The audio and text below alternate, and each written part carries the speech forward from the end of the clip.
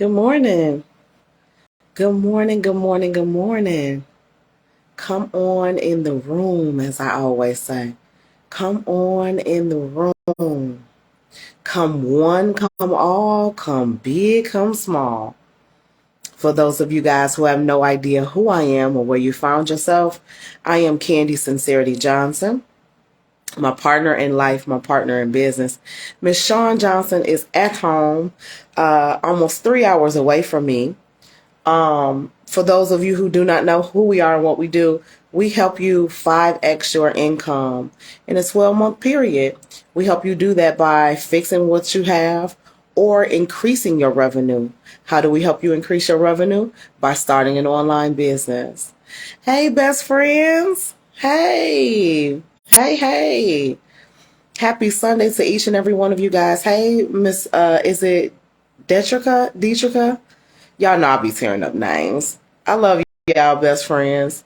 Hey, everybody, Miss Debbie. Shout out to all of our subscriber best friends. Y'all hear my voice going in and out. Good morning, Miss Debbie. How are you? Tanika, Miss Betty, Tanya, Natalie, Tay Tay. Hey, everybody. Good morning, good morning, good morning. Listen, I know it's Super Bowl Sunday. I know people all over the world are, they getting, look, my little hair, they getting wings and things together. Girl, I know y'all in the kitchen, y'all getting y'all sides together. Girl, people are ironing their team shirts, all of the things. But when I say I don't do football, girl, I couldn't tell you who playing. I don't know what's going on. Girl, I don't have no predictions, and I will not be watching the game. Girl, I don't do Super Bowl. But happy Super Bowl Sunday for the football fans. Hey, Miss Kim, Dorcine, Mika. Hey, everybody. Tanya said, nope, I'm at work. Excuse me. Yeah. So, for those of you guys who don't know, girl, I'm down here in the hotel room. I'm in the hotel room. I came to see my dad yesterday afternoon. For those of you guys who've been following my journey, my dad's been sick. So I came down to see my dad yesterday afternoon, and I said, hey, it's almost a 3-hour drive one way. I don't want to be on the road for 6 hours, and it was late when I headed this way. So I said, let me just go ahead and book a hotel room and stay the night. And so yesterday, before I got on the road, I packed, a couple items, threw them in a bag, grabbed my laptop bag, and headed this way.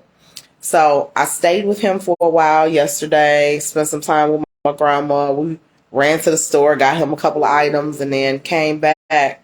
And so last night when I left them, I came to the hotel, and in my mind, I had every intention on logging into my computer and doing this and doing that. I didn't do that. I did something different. I sat in silence, and I just sat and I just enjoyed quality time by myself. And I took a shower and I relaxed and I just laid across the bed and I slept. I just slept. I rested and I allowed my mind to just rest. And so I feel very, very, very refreshed. I'm a creature of habit. And so what I typically do is I have a routine that I do at home as it relates to like my face and stuff, because I'm trying to clear up my skin, and all of that. And so I didn't have everything that I needed. And then I got all the way down here and I realized that I forgot to pack my lotion, my coconut oil that I use.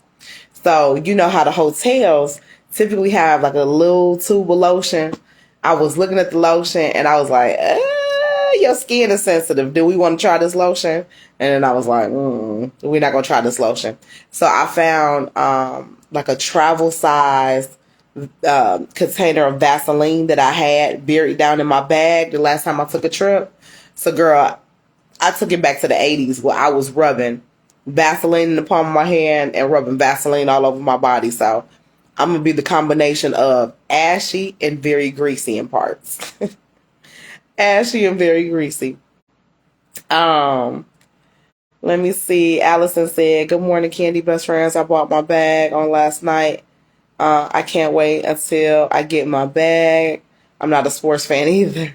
I'm going to be watching the movie. Well, thank you very much for your purchase. We greatly appreciate your business.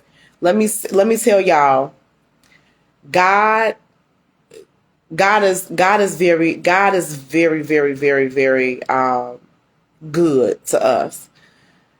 One thing that I have not ever had to think twice about during this whole process was the best friends being taken care of, Sincerity Johnson, anything like that.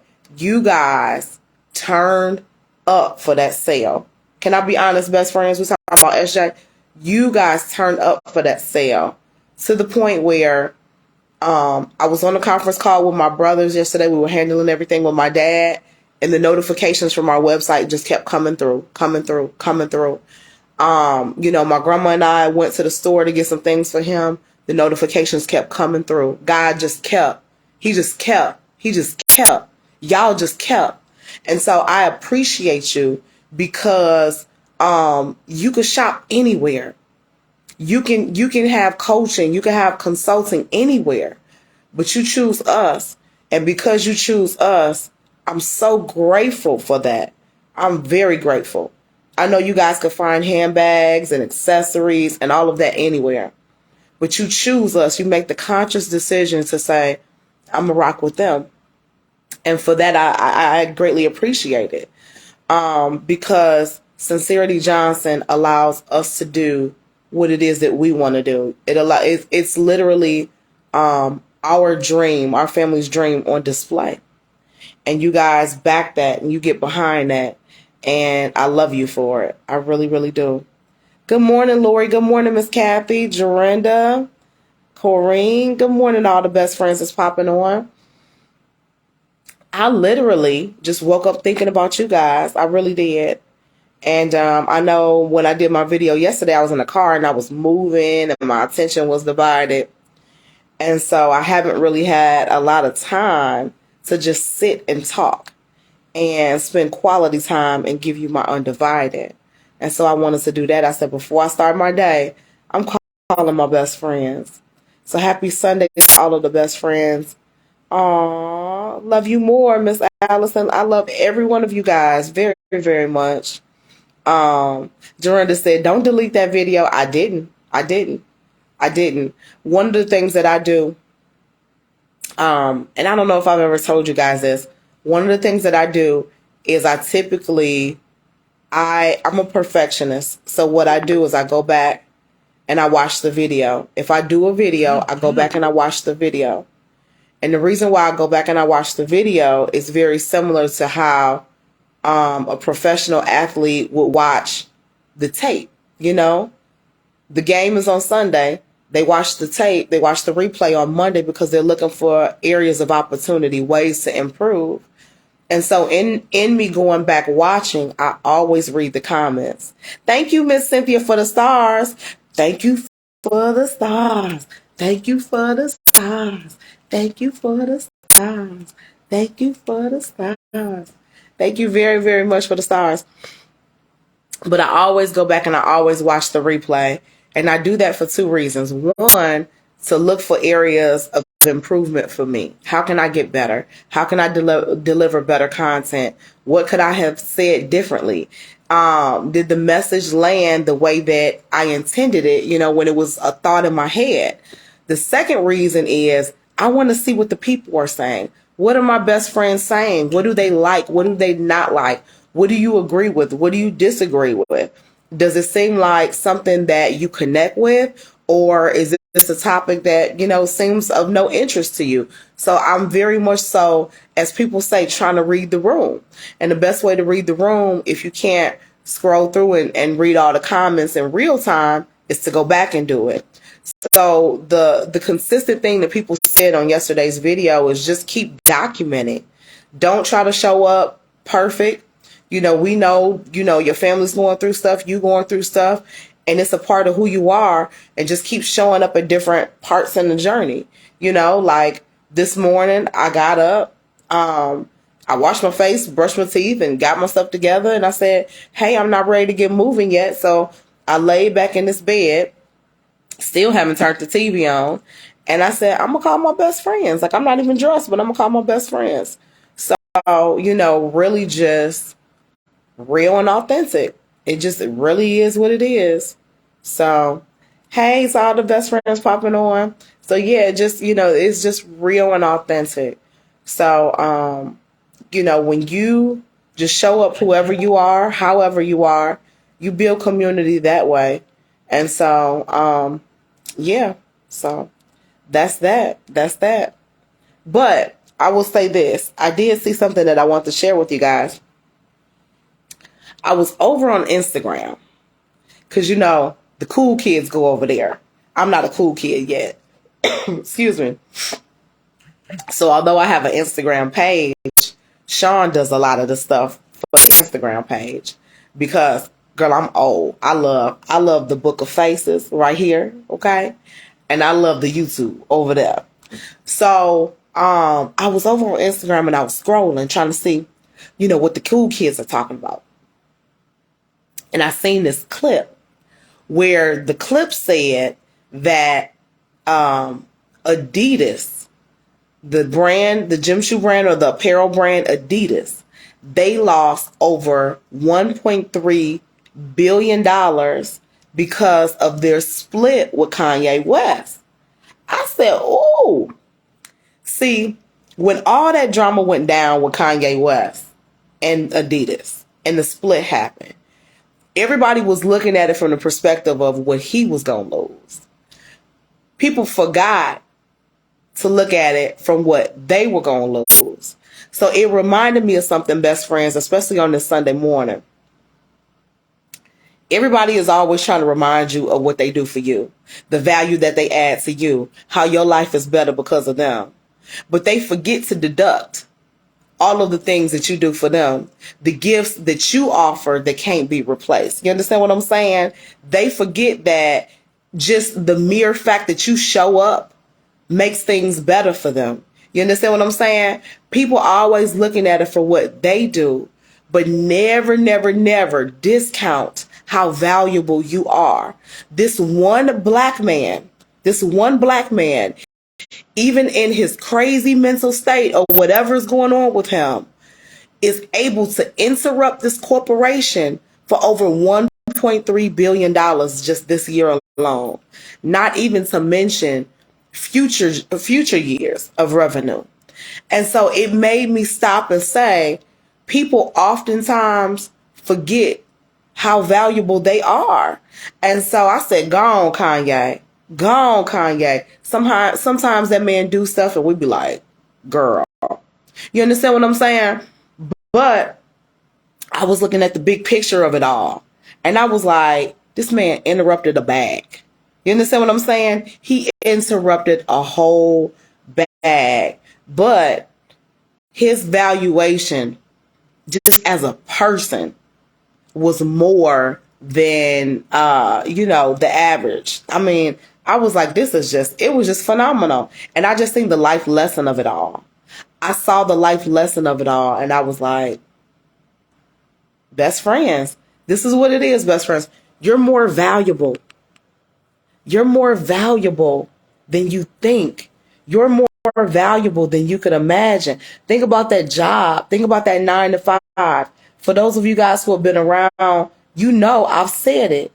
If your job is paying you $50,000, it's because they know you're really worth at least $250,000. Whatever it is that company is paying you, whatever it is that, they're offering you, they're doing that at a discounted rate because they know you're going to come in and make more of a difference than what they're investing. Nobody invests or puts money or puts resources into anything unless they feel like what they're going to get out of it is more than what they put in. It's just how the world works. So yeah. So I was like, girl, Kanye ain't the only one valuable. He's not the only one valuable like that. Best friend, you're valuable like that too. Miss Christie said, how is your dad? Dad is doing okay. When I went yesterday, he was still in a lot of pain, but they had increased his pain medicine by a lot. So he was a little bit more comfortable, but it is, it is what it is. So dad was, a little bit more comfortable, but he's still in a lot of pain. They're thinking, that perhaps he may be able to be discharged on Tuesday. However, excuse me. However, the concern, best friend, is what does discharge look like? The man that came into the hospital theoretically wouldn't be the man that walks out of the hospital. When he came to Illinois this time last week, he drove. He was healthy. He was, he was in much better condition. So much has happened to him as it relates to his health that, now, of course, his body has taken a toll.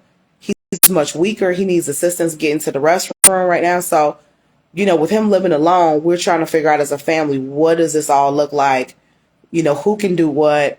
How can we assist him? How can we serve him and still balance, all of our own lives, families, obligations, children, etc.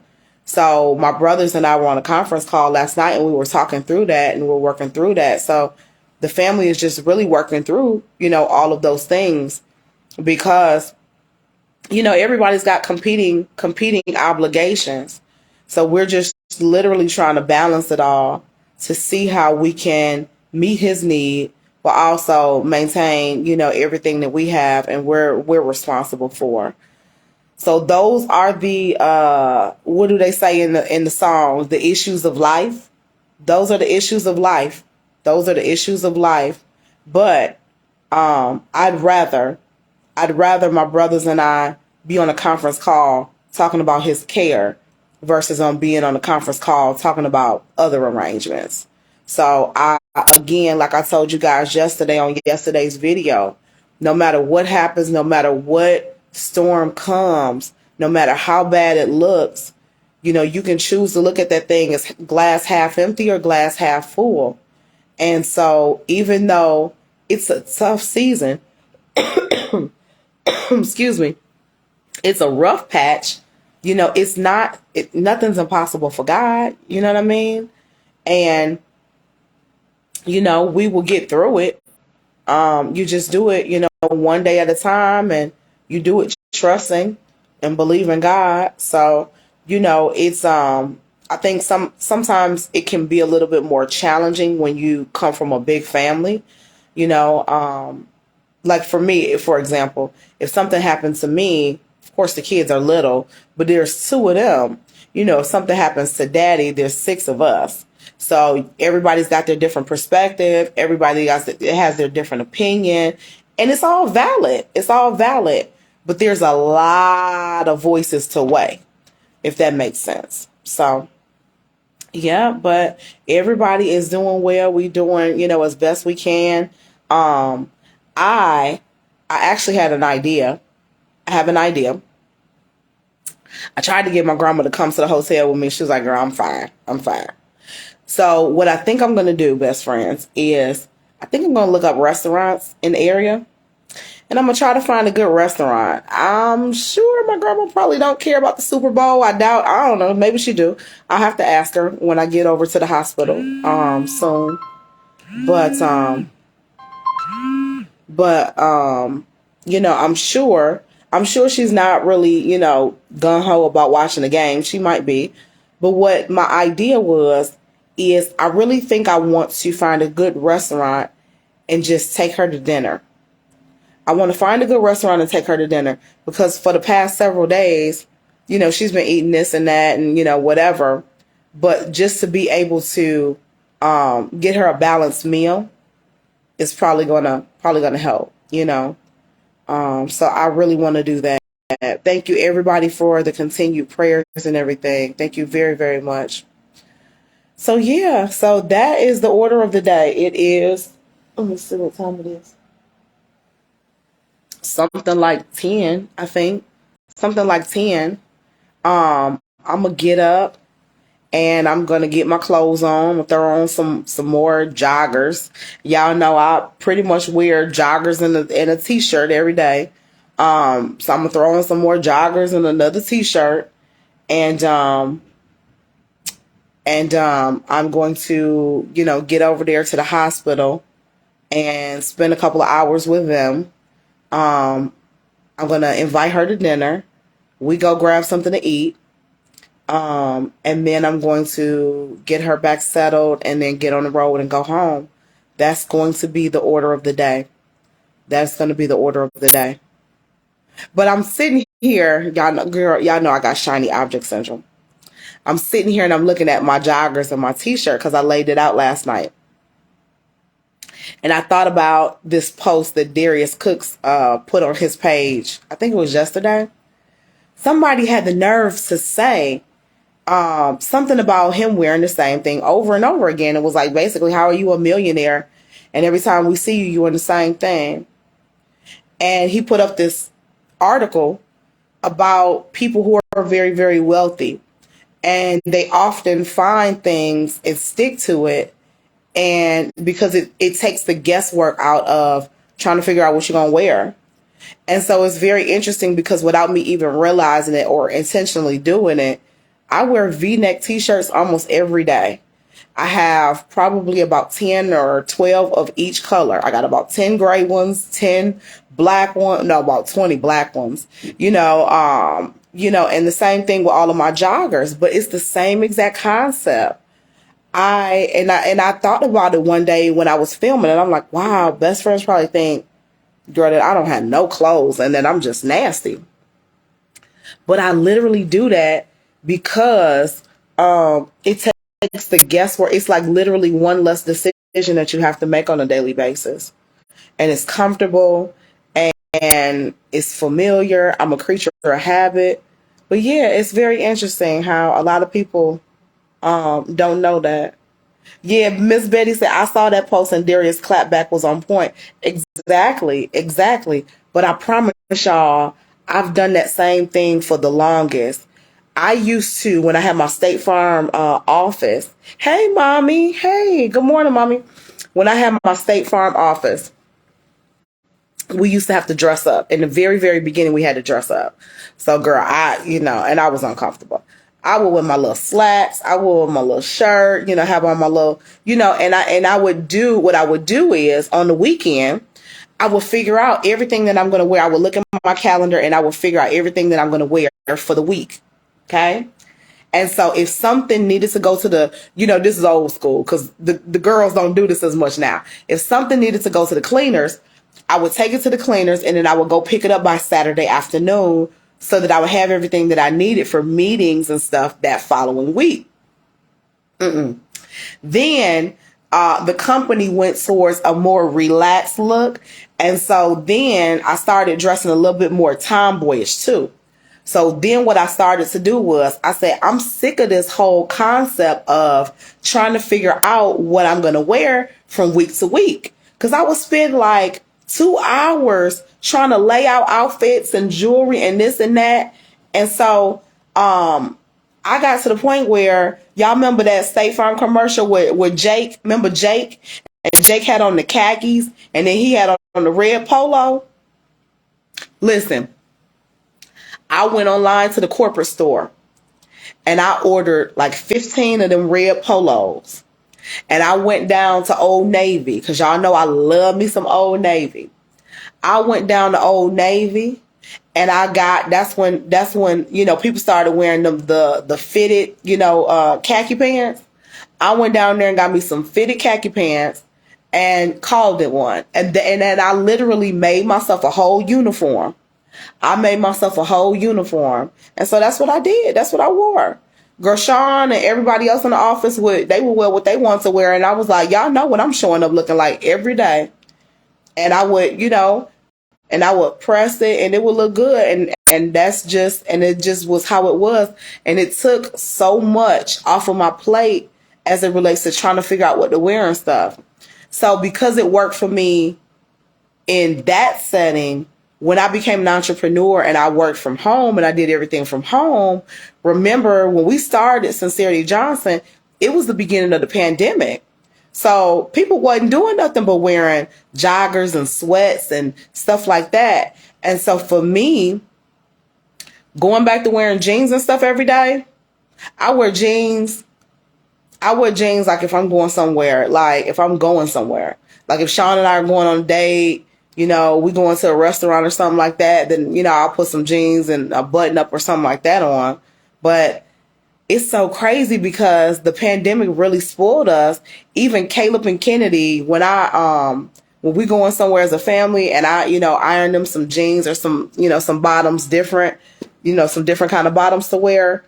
Caleb be like, I don't like jeans. I hate the way they feel. You know, they're not comfortable.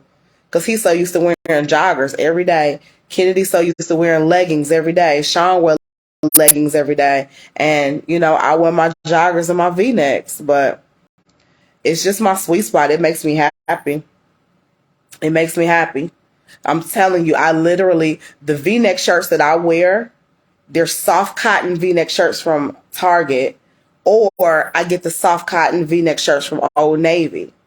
My shirts cost about $6. And I have dozens of them. My joggers, I get my joggers from Old Navy because I like their fit. But I don't spend money on clothes like that. And I have a whole walk-in closet full of clothes that I don't even wear anymore. But I'm happy. I'm happy. Oh, thank you very, very much, Miss Gloria. Miss Gloria said your father is a handsome man. You look just like him. Thank you very, very much. Everybody, it was so funny. When I say y'all best friends are hilarious, I had a couple best friends in the inbox that said, look, we praying for you and the family. But listen, I know your mom and daddy ain't been together in about 30 years. Is daddy single? Girl, I had a couple best friends that was like, is daddy single? The answer is yes, daddy is single. Daddy is single. But thank you so much. A lot of people were saying that he's handsome. He's a very handsome man. He is a very, very handsome man. And I love his spirit because, you know how you see attractive people in the world? You see attractive people in the world, but their spirit and who they are don't match. His matches. And what has been so refreshing for me is, and I think this is probably why I spent so much time with him at the hospital. Daddy is sober. He's sober. And to talk to him with clear mind and all of that is just a different level of experience. And just, I don't know, just enjoying him in this state is just everything to me. So yeah. So I'm enjoying this. The past several times that I would see him, you know, of course, you know, he had something to drink or something like that, and you know, I could tell. But to see him, even though he's laying in bed, you know, and to have a conversation with him, the intelligent man that he is and all of that just shines through and comes out, you know. And so I really, really, really been enjoying this part with him. But thank you very, very much for the compliment. Miss Gloria said, I'm a nurse in Houston. If you need me right here. Oh, I'm not in Houston. We're in Illinois. I will be in Texas next month. I'll be in Texas next month to visit my best friend Avrio and to take care of some other stuff there. But I will be in Texas in a couple of weeks. But yeah, we live in Illinois. Yeah. So I see you, Melissa. Melissa said, girl, I wear leggings every day. She said jeans are uncomfortable. Yeah, I know. I'm telling you. Yeah, I'm telling you, that's exactly what Kennedy and Caleb say. They're so spoiled. Kennedy loves her leggings. The only time Kennedy's not in her leggings is when she's got to put on her uniform, because her softball team, they so bougie. I told them I've never heard of such. Their softball team has uniforms for practice as well. most teams have uniforms for the game. You wear what you want to practice because they're kids. Her softball team has uniforms, a white uniform with black bottoms for practice one day, and then an all black uniform for practice another day. Then when they have games and tournaments, they have a whole nother set of uniforms. I'm like, y'all just want to spend money. But yep, they sure do. They got practice uniforms. So she's in either leggings or she's in one of her uniforms. And then of course, if we go to something formal, she's in a dress. But it's been so long. So yeah. Yeah. Oh, Miss Gloria said, I know you in Illinois. She said, but when you're in Houston, I would definitely love to connect whenever I'm in Houston. When I come to Texas next month, I'm going to be in Killeen and I'm going to be in Dallas. So I'll be in Killeen and I'll be in Dallas. So yeah, excuse me. Yep. So yeah, Avriel and I have some things to do in Dallas. She's got some real estate flips that she's working on. She's got like several flips that she's working on over in Dallas. And then her and I have been talking about doing some investment properties together. So I'm going to be, going through that process with her, walking through those with her and, different things. I want to see what she's working on right now because I've been watching the journey and I've been watching it, but I've been watching it from the phone and then, of course, hearing different stages of it. So to be able to see exactly where they are and where her and her team are in the process is going to be good to see in person. And then some of the projects that we're working towards to be able to move the needle forward with that is going to be really, really good too. So, yep.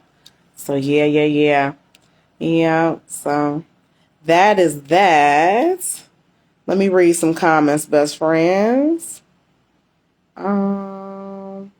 Melissa said, yeah, my daughter plays softball. They wear all black uniforms for practice too. Yeah, softball is. And she said softball is very expensive. Softball is very expensive. Kennedy is only 9. They're only 9. But Kennedy and Caleb expressed serious interest in softball and baseball when they were younger. And I told them, I said, hey, you guys are being asked to try out for travel teams. This was last year. I said, you guys are being asked to try out for travel teams. If you select a travel team, Sean and I will support you with that. But because it's so expensive, you cannot play other sports. You cannot be a part of other activities. So if you commit to travel, then that's what we're going to do because it's so expensive. I think Kennedy's travel team was about $5,000 and Caleb's travel team was about $5,000 too. And so, in addition to their travel teams, Sean and I had just paid for braces for both of them. We paid cash for their braces. We're entrepreneurs. We got dental insurance, but girl, they wanted to send us to a different dentist and network. And I was like, no, I want them to go to who did my braces. We stood by Dr. Red. Dr. Red did, my braces. The dad put them on. I had them on so long, the son took them off. And so the son, has been working with Kennedy and Caleb. But yeah, I said, travel team is very, very, very, softball is very expensive. So then after we, paid for their teams, not one, but both of them came and said, Mom, we want to pitch. We decided we picked, a special position on the team. We want to be pitchers. And so, what comes next. Melissa, with them being pitchers, they have to have pitching coaches and the pitching coaches are very, very expensive. So Caleb has a pitching coach and a hitting coach. Kennedy has a pitching coach and a hitting coach. She got 2 different private coaches. Caleb's pitching coach is reasonable. He used to play he played professional baseball. He played for the Pirates. Caleb's pitching coach played for the Pirates. So after Caleb, remember y'all, Caleb broke his right arm, which is his throwing arm. So after Caleb broke his arm, his pitching coach was very good about getting him back rehabbed and getting him back up and running for the season. So his coach was telling me actually last week that he's looking better now after the broken arm than he was before, because he's been on top of it. He's been on top of it. So I'm super proud of him. And then Kennedy's pitching coach, my God, this lady charges $120 an hour. $120 an hour. And at first I was like, my God, I was like, I'm not spending that money. I said, it's coaches that charge $40 an hour. But here's what I found out. Those coaches that charge $40 an hour go to her. They go to her. This lady is literally the best in Illinois. She is the coach that trained a lot of the NCAA teams that won national championships. She also is the pitching coach that trains the Olympic teams. So sometimes the U.S. has Olympic softball and sometimes they don't. But she works with the Italy. She flies over to Italy. She just got back about a week ago. She works with the Italy team. And so I am very, very, very blessed to have, her working with Kennedy, because she's like, yeah, Kennedy's going to be second to none if she stick with it. So Kennedy's arm is so strong and her pitching is so good that when she's in practice, they always have somebody, one of the parents has to catch for the kids. It's to the point where Sean can't catch for Kennedy, and I can barely catch for Kennedy now. Kennedy's got, her arm is sick. So Melissa, if she's not playing, if she's not pitching, she plays third. Yep. Yeah. Yeah. Melissa said her daughter plays second. I love it. But yeah. Tabitha said, "Go Chiefs." You must be a football fan, Tabitha. I don't know. Who are the Chiefs playing? I don't know. Look, Tabitha, I come in peace. I'm not a football fan. I'm not going to be watching the game. So I don't have a dog in the fight. I don't even know who's playing. Can I be honest? I don't know who's playing. One of the best friends said Rihanna is doing a halftime show. I didn't even know. Didn't even know, y'all. Didn't even know. So yeah, that is so funny. Larry said Philly. Hey, Larry. Larry is so handsome. Larry said Philly. The Philadelphia Eagles. Oh, I was hoping, and I don't think either of those are the team. Remember the young man? I did the video. Remember the young man that got hit? Remember he got hit and he got rushed to the hospital? I was hoping that his team would have been involved, but his team didn't make it, huh? Yeah, Miss Betty, I don't be knowing. And they don't like me. They don't like me to come to the football, the game, the party, what they call it, the Super Bowl party. They don't like me to come to the Super Bowl party because I be distracting everybody. So they be like, you sit this one out. Yeah. They be like, Candy, you sit this one out. Mm-hmm. Larry said, thank you for the compliment. You're welcome. Listen, Larry, I am a sucker. I'm a sucker for a clean-shaven, handsome man. I love the beard. I love the clean lines. I love it. If I could do anything again, if I could do anything as a passion, I would go to school to become a barber, because I love the process, the grooming process of a man. I love when I used to go to the barbershop every week, and when my hair was short, and when me and Caleb would go every week, I love sitting in the barbershop watching a man come in. And he would look all scruffy. You had a man that came in and he would have on a suit. He'd been at work. You had a man that worked construction. He came in looking all scruffy. He'd be dirty. And by the time they would get out of the chair, lines would be crisp. Lines, sharp lines. And their confidence, you see what I'm saying? Their confidence would just be through the roof. I just love the transformation process of a man. I love it. So Thank you, Miss Inez. Girl, Miss Betty laughing at me. She said, girl, that man's name is DeMar. Oh, yeah. DeMar. Yeah, DeMar, him. DeMar Hamlin. Him. I was hoping that his team would have made it, just because everybody was so involved. Miss Inez says, your hair is cute. Thank you, Miss Inez. My hair used to be a fade. I had a fade.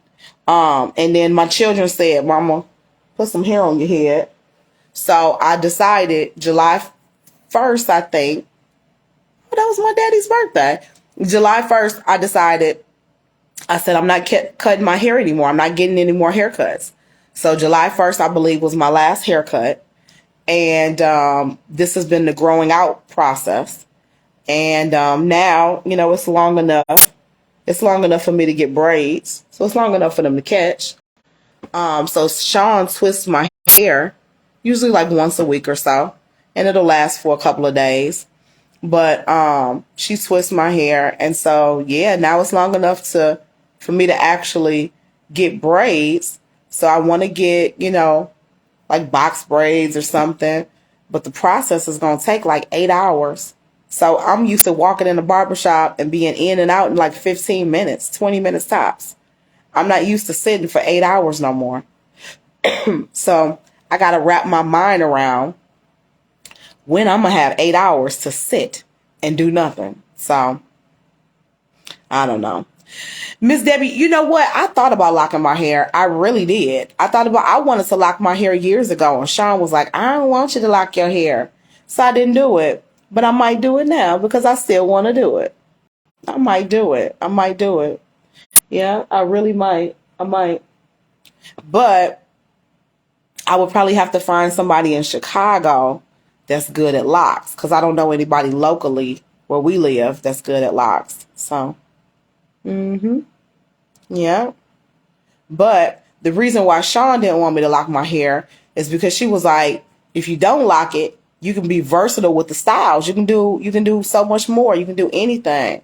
But I really did. So I wanted to lock it. But girl, Sean was the reason why I cut all my hair off in the beginning. Right after our divorce. Because y'all know my hair was to here.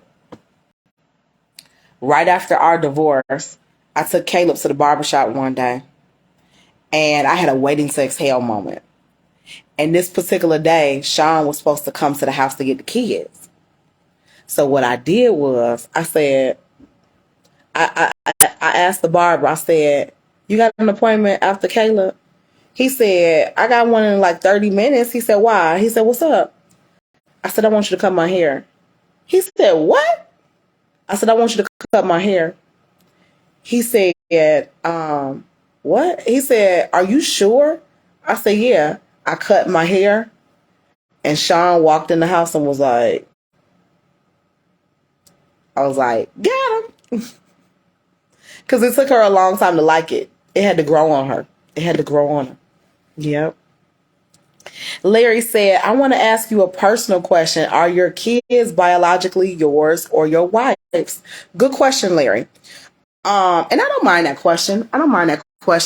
So, Sean and I went through fertility. Long story short, I carried the kids. We used a fertility doctor, and we used a sperm donor. We went through the whole insemination process. And we did what's called IUI. So we picked a sperm donor from a sperm bank, found somebody who, we wanted to use. And, they did the whole insemination process, right there in the doctor's office. I got pregnant on the first try. And so, it was twins, and here we are 9+ years later. So I carry the kids. We found out throughout the process that because Sean was going to carry the kids, or she was going to carry a child, and I was going to carry a child, and we were going to use the same donor so that the kids could biologically be siblings. That was our initial plan. But when she went through her process first, what happens is the doctors put you through a round of tests. They put you through a lot of tests to make sure you're not going to go down the rabbit hole, spending all this money and doing all this medical stuff and then not be able to get pregnant. And so that's when we learned that Sean had some complications and that she couldn't have kids. So I told her, I said, well, babe, I'll do it. And then she was like, okay. So then I started my process, and I got pregnant, and of course the rest is history.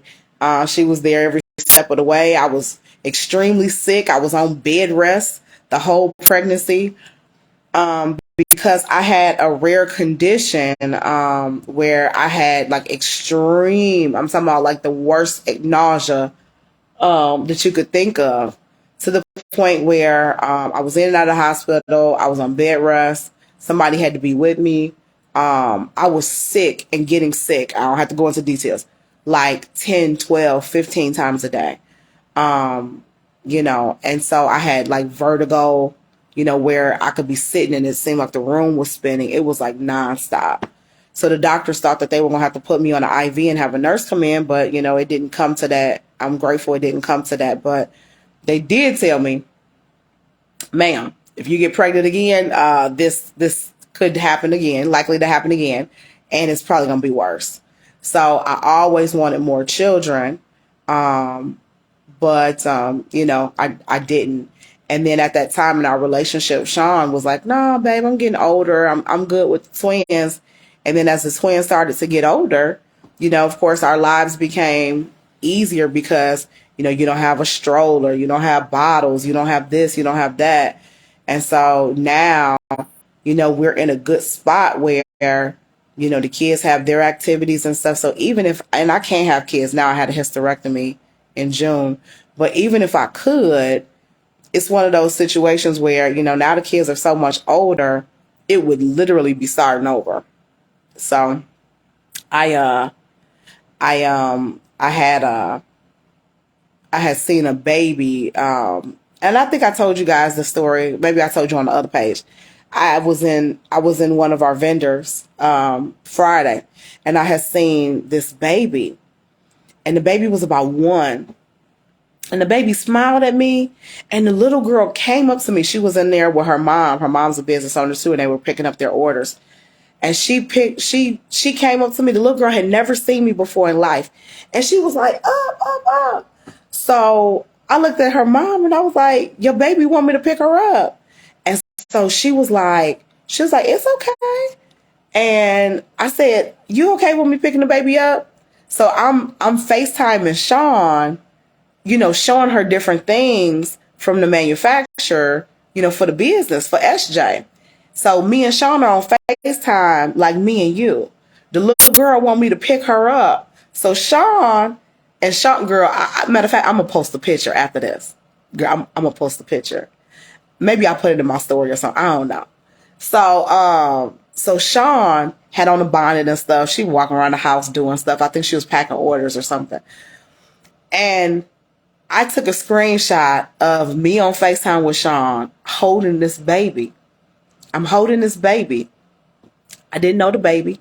The baby didn't know me. The baby laid her head down on me and was snuggling with me to the point where when I had to leave and I had to put the baby down, I told the lady, I said, it was a pleasure meeting you and a pleasure meeting your baby and your mother and all that.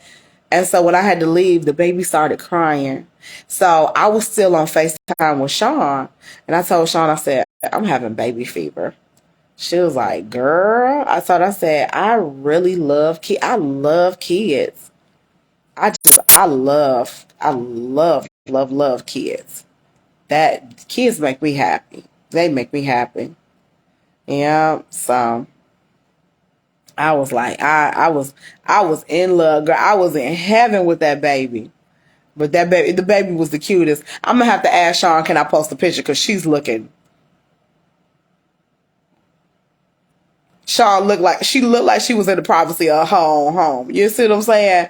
But it's the cutest thing because I'm sitting there holding this baby that I don't know. The baby don't know me, but the baby, it was so cute. Sean was like, girl, she was like, why do you find children and babies and stuff everywhere you go? And I don't, some people are like very partial to kids of a certain age group. I just love kids. Now, what I don't like is when your kids be mouthy and they be talking back and they disrespectful. I don't do that. But I can rock with the teenager just like I can the little baby. And so I told Sean, I said, I really I want to adopt too. I was like, maybe we should. I said, because I can't have kids now and I'm going to be 40 in March. So, and then she can't. So I was like, maybe we can adopt. And I would adopt if I could in a perfect world. I would adopt. I would want us to adopt a boy, and him and Caleb be the same age. We need balance in our house. It's leaning to one side. Too many attitudes, too many hormones, too many women. It's 3 of us and 1 of him. So I would want to create balance.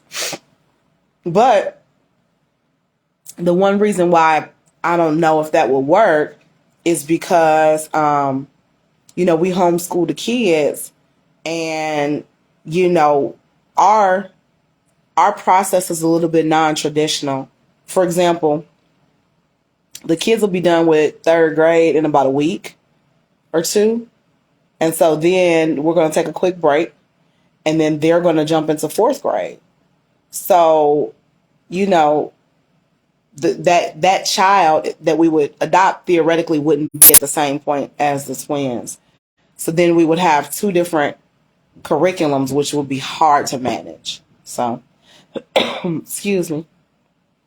Miss Betty said, my sister's 2 sons are 17 years apart. Ooh, girl, she started over. She started over. Ooh. Uh-huh.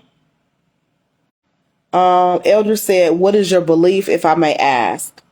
What do you mean, what is my belief? What do you mean, what is my belief? I'm curious. I don't understand the question. What is my belief on kid? Like on the kid? Like what do you... And then Natalie said, I'm so glad my last child is 18 now. It's about me. I raised 4 kids. Yeah.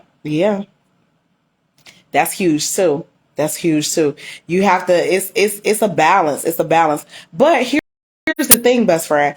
I act like I can't get access to kids. I have nieces. I have 3 nieces right there in town. My brother has a daughter that's 9, so she's the same age as the twins. I got a niece that is 6, and then I got a niece that's 3. So I really just need to leverage them more. I need to leverage them more. Yeah, Inez said 10 years difference between her first and her second. Yes, 9 years between me and my brother. Miss Gloria said my children are 10 years apart. They're 30 and 40. Yeah. Thank you, Larry. Thank you. You have a beautiful spirit too. I love y'all. I love you guys. Miss Audrey said your eyebrows are beautiful. Thank you. I get them threaded. So I am, and if you guys ever see Kennedy, you see it. Girl, I am oh God, my eyebrows are like this if I just let them go.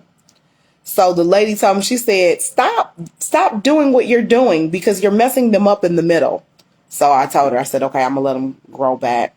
Oh, my religious belief. Ooh, my religious belief. Okay, we've never had this conversation. Ooh, best friend, we've never had this conversation. Let me see, how do I want to answer this question? So I grew up, so Elder Street, I grew up in the Black Baptist church. I grew up Baptist. I was baptized in the church, and my family on both sides are Baptist. They both go to missionary Baptist churches. I went to Catholic school. I learned about the Catholic religion.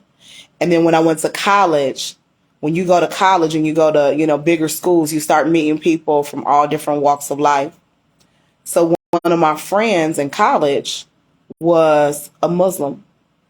And, at first I knew nothing about the Muslim faith.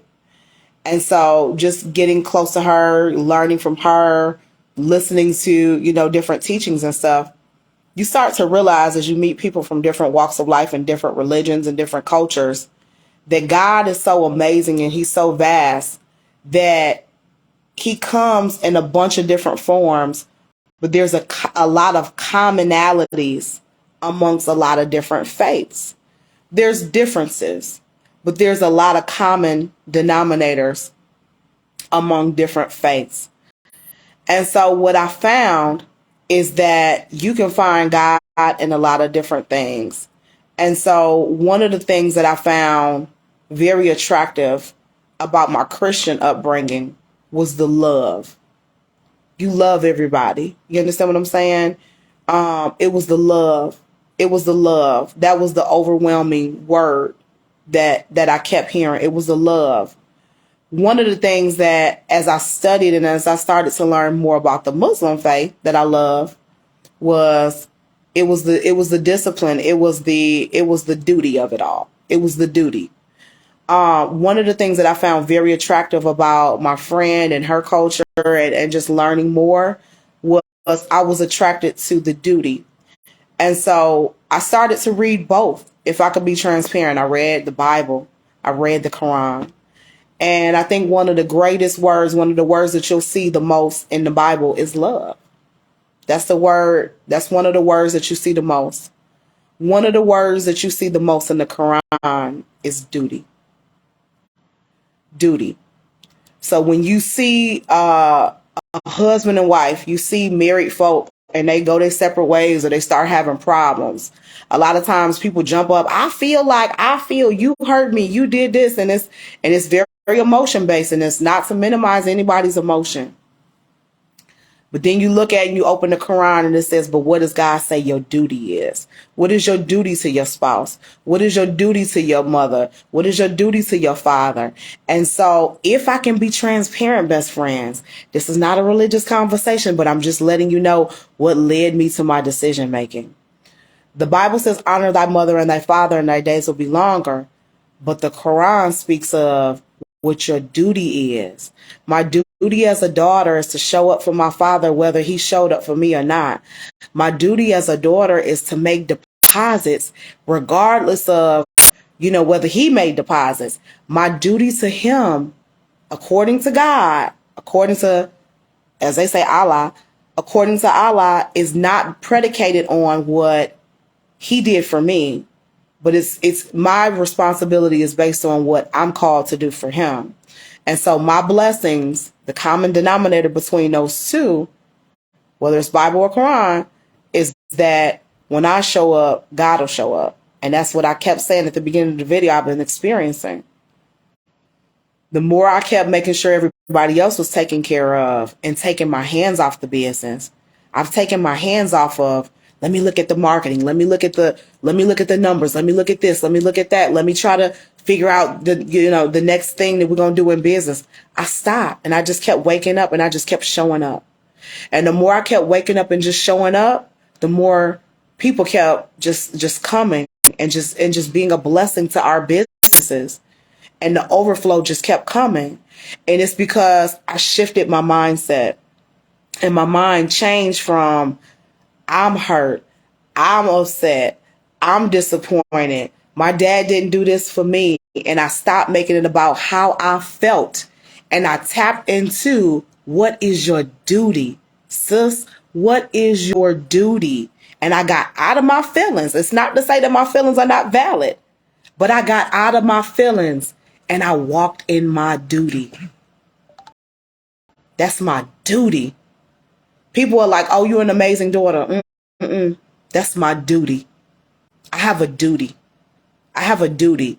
And I talked to you guys a little bit about, I told you guys a little bit about Sean and I said, hey, even going into this, Sean and I, we reached a hiccup. You see what I'm saying? And I know a lot of people of faith have, they don't agree with two women being together. They don't agree with two men being together. And that's your right. And I know what the Bible says and I know what the Quran says about both of those things.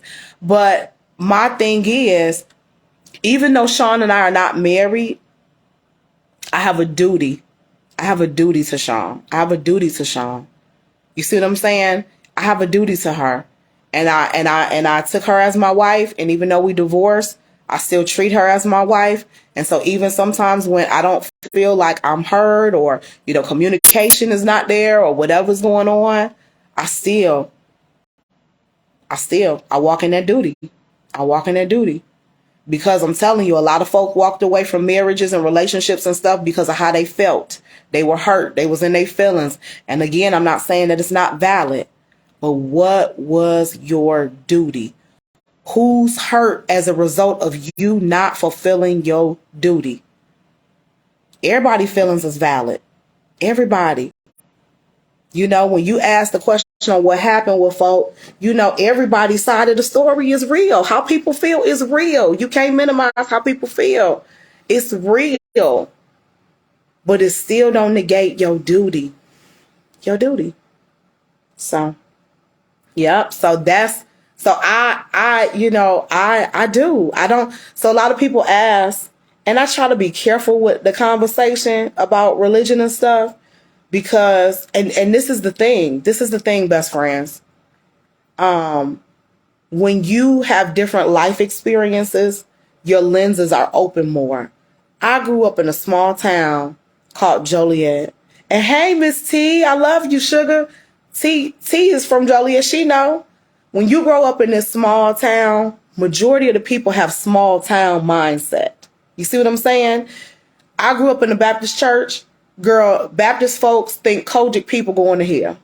Kojic people think Baptist people going to hell. You see what I'm saying? Everybody think whatever little familiar circle they have, they think that's right, and they think everything else is wrong. But when you have life experiences, you travel, you work in different, sectors, you meet people from different walks of life. You go to school, you go to college, you work in corporations, you get outside of your comfort zone and you meet people. If you put your biases aside long enough to just have the conversation, like Larry Reid say, you'll find that the message in almost all religions is the same. Now the words, and there's certain things that are different, but the overall big picture is the same. And so oftentimes it's hard for me to box it when people say, are you a Christian? Are you a Muslim? I just trust God. I don't know. I don't even know how to answer the question. But I will say this. This is unpopular opinion. I listen to the minister daily. And when my family, my Christian family, I'm not talking about my dad's family, I'm talking about my mom's family. When my aunt get in the car, when my grandma when my granny and them get in the car, when all of them get in the car, they get squeamish, they get nervous, they don't like it. Because they've been fed something. They've been fed information. And they can't think outside the box. They cannot think outside the box. But I'm telling you, if you're tapped into God and you have a relationship with God, you able to hear God's voice in a fool. You understand what I'm saying? If God is speaking to you, you able to walk down the street and it be the wino sitting on the corner. If God is speaking and you tapped into God, if the word is coming from that drunk's mouth, that wino in the alley, you will recognize it because you talk to him. You see what I'm saying? But so many people get caught up in religion and they get caught up in traditionalism that they don't know how to put bias aside and listen to his voice. They don't know how to put bias aside and listen to his voice. I'm telling y'all, and I promise you, if I offend anybody, I apologize, but I got to speak my truth because best friend asked the question. It was because of the Honorable Minister Farrakhan's message that I was listening to that reminded me that I have a duty to my father. So for everybody who wants to say this and that about religion and they want to say whatever, I'm telling you who tapped into me and who's the reason why I'm here with them. That's my truth, y'all. That's his message about duty, his lecture about duty. That's why I'm here. But if I had that real conversation with my granny back at home, again, I'm not talking about my dad's mom. I'm not talking about my grandma. I'm talking about my grandma. I'm talking about my mom's mom. If I had that conversation, if I talked to my aunt about that, they're judgy. They used to their traditionalism. So there's conversations that I don't have with them. I don't argue. Them the same folks who had an issue with me being gay. And it took them forever to accept that. So I've gotten to a point in my life where when I know God is speaking to me, it's not up for discussion. You see what I'm saying? Like, it's not. It's not. And sometimes because God speaks to me in a way and I have vision, I'm next week, I'm next month, and the people that I'm talking to are right here, right now, in this moment. So people say stuff out of their mouth because they can't see what you can see. So oftentimes I stop having a conversation with people because they couldn't see what I could see. And I can't fault them for it. So, y'all, I got to get up and get dressed and get out. I love you. I hate to cut the video. If you missed it, watch the replay. Watch the replay. Watch the replay. But I love you. And it's nothing you could do about it. Make sure your notifications are on. Make sure you're a part of this journey. Make sure you follow us. Make sure you love on us because we're going to definitely love on you. Have a good day.